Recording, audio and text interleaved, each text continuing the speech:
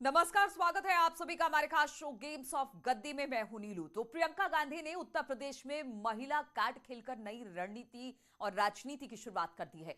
प्रियंका ने 2022 में 40% महिलाओं को टिकट देने का ऐलान किया। कांग्रेस महासचिव ने इसे राजनीति में महिलाओं की भागीदारी बढ़ाने वाला कदम करार दिया है।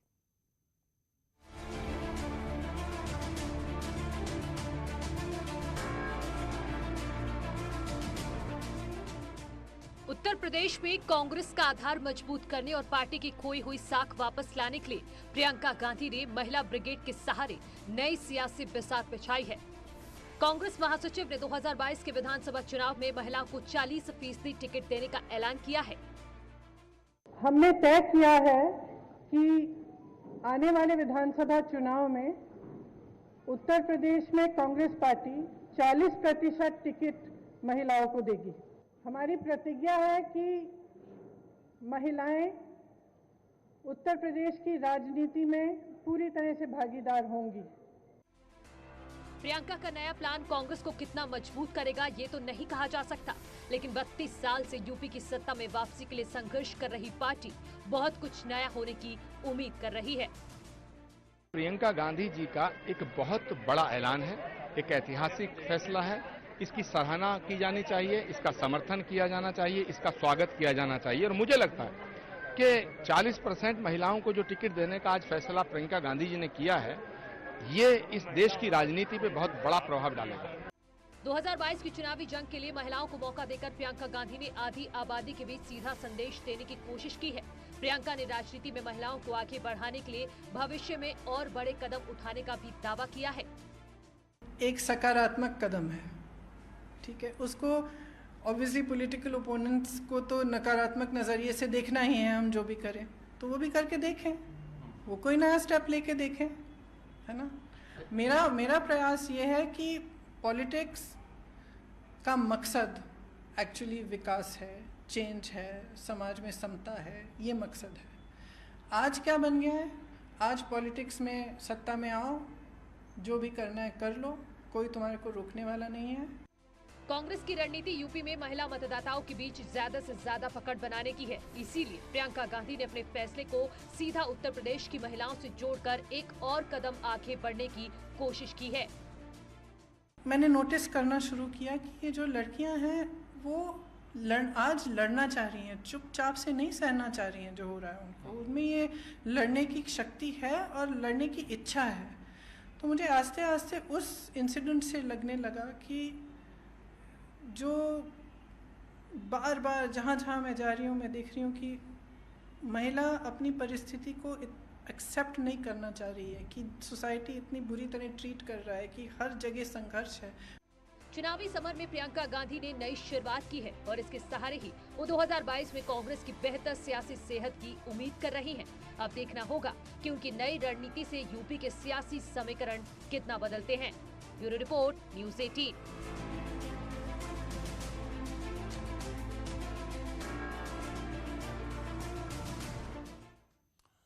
तो प्रियंका गांधी ने 2022 के चुनाव में 40% महिलाओं को टिकट देने का ऐलान किया।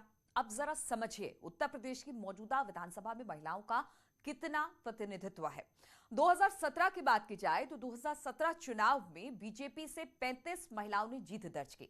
कांग्रेस के टिकट पर 2 महिला विधायक बनी हैं। वहीं बीएसपी से भी 2 महिला नेता जीत कर आई विधानसभा पहुंची हैं, जबकि समाजवादी पार्टी से 1 और अपना दल से भी 1 महिला नेता विधायक चुनी गई। वहीं प्रियंका गांधी ने उत्तर प्रदेश की राजनीति में महिला भागीदारी बढ़ाने के लिए टिकट बंटवारे में 40% महिलाओं को टिकट देने के फैसले का बीजेपी ने चौतरफा हल्ला बोल दिया है।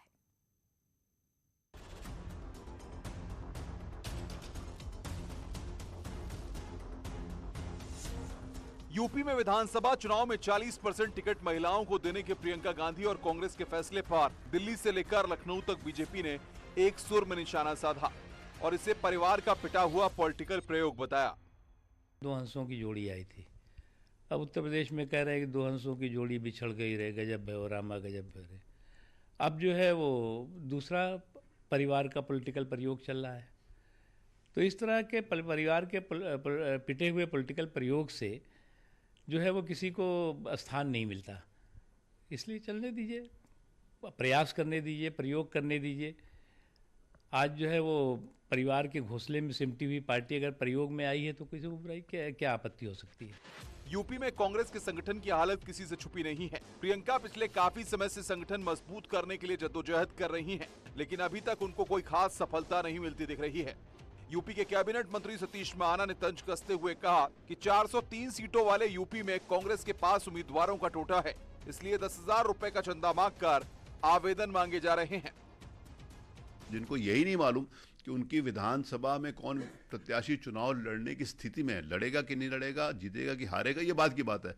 जिनको ये भी नहीं मालूम कि कौन चुनाव लड़ने की स्थिति में, और वो 11,000 रुपये के चंदे के माध्यम से ये ढूंढ रहे हैं कि चुनाव कौन लड़ेगा, तो उसके लिए किस कैंडिडेट को टिकट देंगे और किसको नहीं देंगे, ये इशू नहीं है। वो जो चाहे सो कर सकती हैं, लेकिन आप सभी जानते हैं कि आज कांग्रेस बिल्कुल नीचे है। कोई उनसे नहीं जुड़ेगा, वो कितनी भी टिकट दे दें तो भी नहीं जुड़ने वाला। महिलाओं के हक और हकूक की बात करने वाली प्रियंका गांधी से महाना ने पूछा कि 2017 के विधानसभा चुनाव के वक्त प्रियंका कहां थी, जब यूपी में एसपी की सरकार में जगह जगह महिलाओं पर अत्याचार होते थे, लेकिन कांग्रेस ने एसपी से गठबंधन किया था। मैंने कहा ना कि एक महिला और बेटी होने के नाते से उनका सम्मान हो सकता है। आज महिलाओं की सुरक्षा की बात करें ना, कि जिनके साथ ये मिलकर चुनाव लड़ी थी 2017 में अखिलेश यादव जी के साथ, दोनों मिलकर तो चुनाव लड़े थे, जिस समय कहा गया 2 लड़कों का साथ पसंद है। उस समय उत्तर प्रदेश में बहनों और बेटियों का क्या हाल था, उनको सड़कों पर चलना मुश्किल हो जाता था उनको। ये बात इनको नहीं याद। बीजेपी भले ही कांग्रेस पर कटाक्ष कर रही हो, लेकिन समाजवादी पार्टी ने 40% टिकट महिलाओं को देने के कांग्रेस के फैसले का स्वागत किया है, और एसपी प्रवक्ता अनुराग भदौरिया ने अपनी पार्टी को महिलाओं की सबसे बड़ी हितैषी बताया। समाजवादी लोग तो हमेशा से महिला का सम्मान करते आए हैं, हमेशा से महिलाओं के सम्मान के लिए लड़े हैं, संघर्ष किया है और महिलाओं को सम्मान दिया है। एक राज्यसभा सीट समाजवादी के पास थी, वो भी उन्होंने आदरणीय जया बच्चन जी को दी, वो भी महिला को दे दी। सोचिए आप, इससे ज्यादा सम्मान कोई कर सकता है क्या? प्रियंका गांधी ने इस फैसले से यूपी के विधानसभा चुनाव में कांग्रेस को कितना फायदा होगा, ये तो नतीजे आने के बाद साफ होगा। लेकिन कांग्रेस पार्टी इस फैसले को यूपी की जनता के बीच, कम से कम महिलाओं के बीच मास्टर स्ट्रोक के तौर पर देख रही है। Bureau report, news 18। तो प्रियंका गांधी के ऐलान पर सियासत अब हावी हो चुकी है और बयानबाजी का सिलसिला आगे भी जारी रहने के पूरे आसार हैं। अब आपको बताते हैं 2017 में किस पार्टी ने कितनी महिला उम्मीदवारों को टिकट दिया था। बीजेपी की बात की जाए तो बीजेपी ने 2017 में कुल 46 महिला कैंडिडेट उतारी थी। समाजवादी पार्टी ने 34 महिला नेताओं को टिकट दिया था। वहीं बीएसपी की बात की जाए तो बीएसपी ने 21 महिलाओं को उम्मीदवार बनाया, जबकि कांग्रेस ने 12 महिलाओं को टिकट दिया था।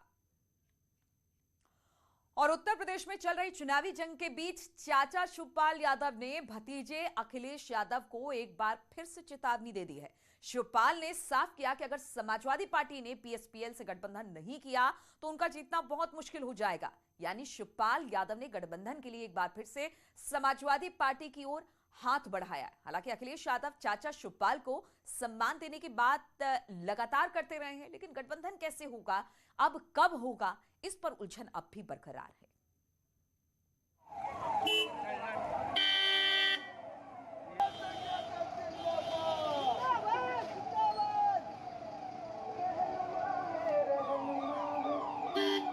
तुम संघर्ष करो, हम तुम्हारे साथ हैं।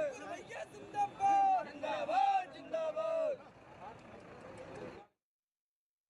जो मैंने जब 14 के बाद इतना बड़ा गठबंधन मैंने नीतीश से शुरू किया था, उसकी वजह से नीतीश लालू को एक कर दिया, नीतीश देवेगौड़ आए, हम लोगों ने एक मंच पर, फिर हम लोगों प्रकाश चौटाला, फिर लालू जी, शरद यादव, फिर अंसारी बंधु, फिर कमल मुनारका, कितने लोगों को ला करके नेताजी को सर्वसम्मति से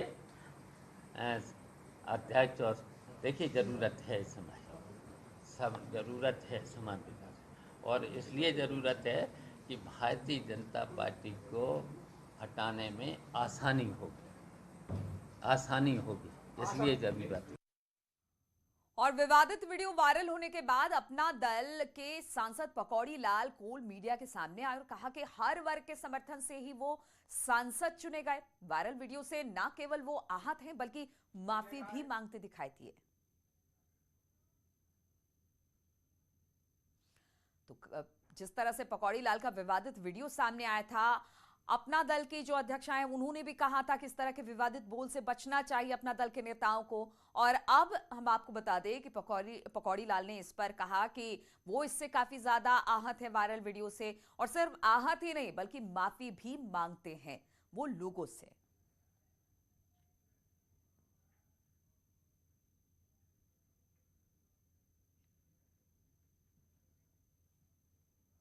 और रुकेंगे यहाँ पर छोटे से ब्रेक के लिए।